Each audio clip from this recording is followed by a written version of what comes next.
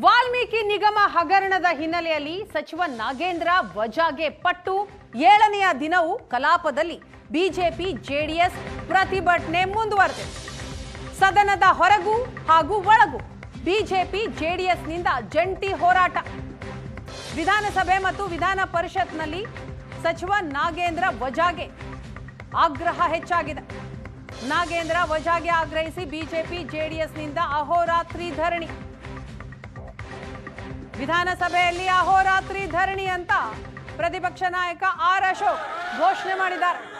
ಸದನದ ಬಾವಿಗೆ ಇಳಿದು ಬಿಜೆಪಿ ಜೆಡಿಎಸ್ ಘೋಷಣೆಯನ್ನ ಕೂಗ್ತು. ನಾಗೇಂದ್ರ ವಜಾಗೆ ಆಗ್ರಹಿಸಿದರು. ಎರಡು ದೃಶ್ಯವನ್ನ ನೀವು ನೋಡ್ತಾ ಇದ್ದೀರಿ, ಸದನದ ಹೊರಗೆ ಹಾಗೂ ಒಳಭಾಗದ ದೃಶ್ಯ.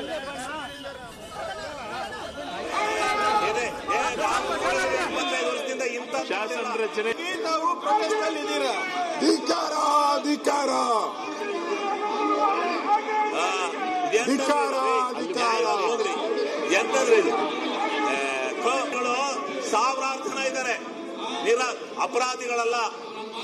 ಅನೌನ್ಸ್ ಮಾಡ್ತಾ ಇದ್ದೀನಿ, ಈ ಬಂಡ ಸರ್ಕಾರ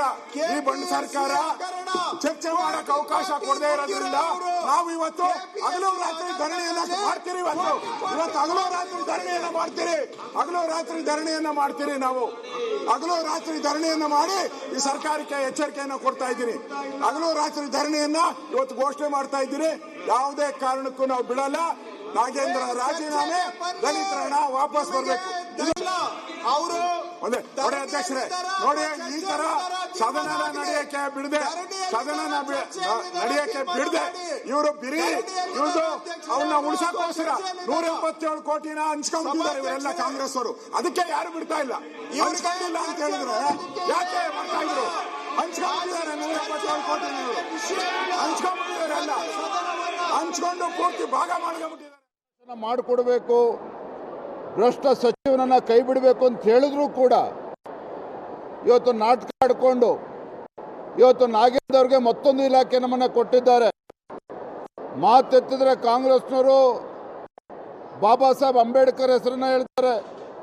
ಸಂವಿಧಾನದ ಪುಸ್ತಕವನ್ನು ರಾಹುಲ್ ಗಾಂಧಿ ಅವರು ರಾಜಾಗಿ ಕೈ ಹಿಡ್ಕೊಂಡು ದೇಶ ಸುತ್ತಾರೆ. ನಾನು ತಮ್ಮ ಮುಖ್ಯನ ಕೇಳೋದಕ್ಕೆ ಇಚ್ಛೆ ಪಡ್ತೇನೆ ನಮ್ಮ ಮಾನ್ಯ ಮುಖ್ಯಮಂತ್ರಿಗಳಿಗೆ, ಎಲ್ಲೋಯ್ತು ನಿಮ್ಮ ದಲಿತರ ಕಾಳಜಿ? ದಲಿತರ ಲೂಟಿ ಮಾಡಬೇಕಾದ್ರೆ ಎಲ್ಲೋಗಿತ್ತು ಕಾಳಜಿ ಇವತ್ತು ನಾಗೇಂದ್ರ ಅವರಿಗೆ? ಹಾಗಾಗಿ ಇವತ್ತು ಮಾನ್ಯ ಮುಖ್ಯಮಂತ್ರಿಗಳಿಗೆ ಮತ್ತೊಮ್ಮೆ ಆಗ್ರಹ ಪಡಿಸ್ತಾ ಇದ್ದೇವೆ, ಇಂಥ ಭ್ರಷ್ಟರನ್ನ ಸಚಿವ ಸಂಪುಟದಿಂದ ಕೈ ಬಿಡಬೇಕು. ನಮ್ಮ ಹೋರಾಟ ಇವತ್ತು ಸದನದ ಒಳಗಡೆ ಏನು ಹೋರಾಟ ಪ್ರಾರಂಭ ಆಗಿದೆ, ಸದನದ ಹೊರಗಡೆನೂ ಕೂಡ ನಮ್ಮ ಹೋರಾಟ ಮುಂದುವರಿತದೆ.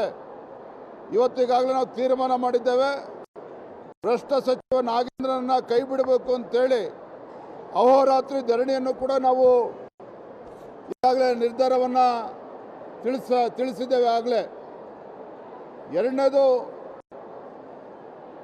ಪಾಠಗಳನ್ನು ಇವತ್ತು 5% ಅಷ್ಟು ಮಾರೋದಕ್ಕೆ ಅವಕಾಶ ಕೊಡ್ತಾ ಇರುವಂಥದ್ದು ರಾಜ್ಯ ಸರ್ಕಾರದ ನಡವಳಿಕೆಯಿಂದ ಪದೇ ಪದೇ ಗೊತ್ತಾಗ್ತಾ ಇದೆ.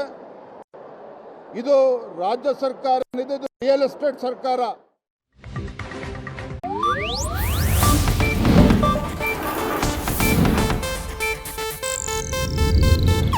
ಇದು ಏಷ್ಯಾನೆಟ್ ನ್ಯೂಸ್ ನೆಟ್ವರ್ಕ್ ಪ್ರಸ್ತುತಿ.